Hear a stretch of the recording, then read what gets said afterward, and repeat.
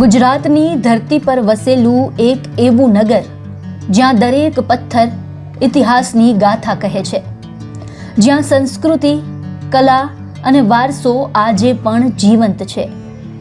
આ છે વડનગર.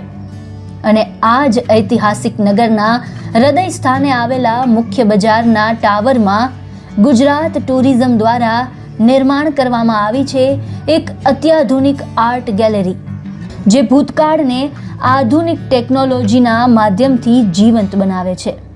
ગુજરાત ટુરિઝમ જ આર્ટ ગેલેરીનો વિકાસ અને સાર સંભાળ લે છે.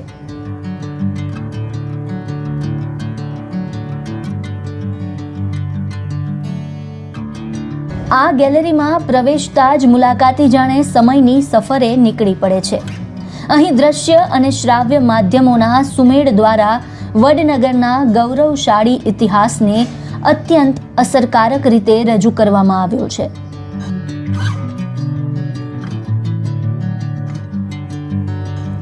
આધુનિક પ્રોજેક્શન, આકર્ષક લાઇટિંગ અને જીવંત ઓડિયો પ્રસ્તુતિ દ્વારા વડનગરના ઐતિહાસિક પ્રસંગો અને સાંસ્કૃતિક વારસાને એવી રીતે રજૂ કરવામાં આવ્યા છે કે મુલાકાતી માત્ર માહિતી જ નહીં, પરંતુ ઇતિહાસનો અનુભવ પણ કરી શકે.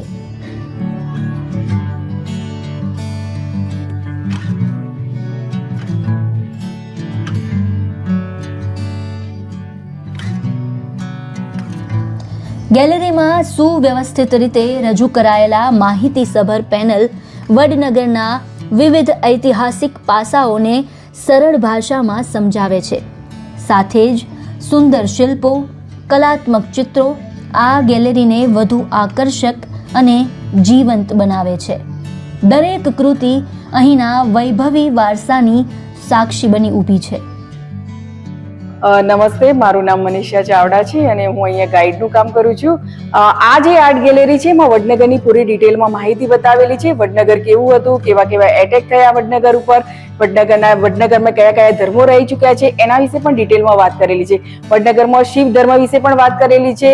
વડનગરનું નામ આનંદપુર, ચમત્કારપુર, પછી ચુંકારપુર, ચૌકાનગર, આ અલગ અલગ નામ વડનગરના કેવી રીતે પડે એના વિશે પણ ડિટેલમાં વાત કરેલી છે.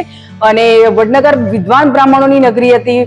સોલંકી પીરિયડમાં વડનગર કેવું હતું, બૌદ્ધ ધર્મ વિશે પણ વાત કરેલી છે, જૈન ધર્મ વિશે પણ વાત કરેલી છે, શિવ ધર્મ વિશે વાત કરેલી છે અને શક્તિ સંપ્રદાય વિશે પણ આર્ટ ગેલેરીમાં ડિટેલમાં વાત કરવામાં આવેલી છે. વડનગર ઉપર વારંવાર એટેક થયા અને વડનગર રાખમાંથી કેવી રીતે બેઠું થયું, વડનગરમાં મુગલ શાસન દરમિયાન પણ એટેક થયા, મરાઠા શાસન દરમિયાન પણ એટેક થયા અને એના પછી ગાયકવાડ સરકારે આ વડનગરને રાખમાંથી બેઠું કરવામાં કેવી રીતે યોગદાન આપેલું છે, વડનગરના લોકોને કેવી રીતે સહાયરૂપ બન્યા છે, એના વિશે આ આર્ટ ગેલેરીમાં ડિટેલમાં વાત કરવામાં આવેલી છે, જે તમે અહીંયા આર્ટ ગેલેરીમાં બધું જોઈ શકો છો.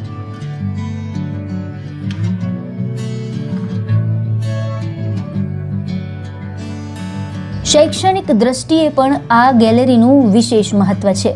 વિદ્યાર્થીઓ, સંશોધકો અને ઇતિહાસ પ્રેમીઓ માટે આ સ્થળ જ્ઞાનનો અનમોલ ભંડાર છે.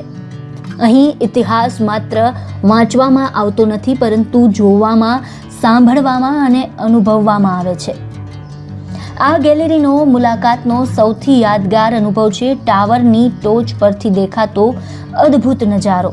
અહીંથી શર્મિષ્ઠા તળાવનું સૌંદર્ય, વડનગરની ઐતિહાસિક ગલીઓ અને સમગ્ર નગરનું મનમોહક દ્રશ્ય મુલાકાતીઓને મંત્રમુગ્ધ કરી દે છે.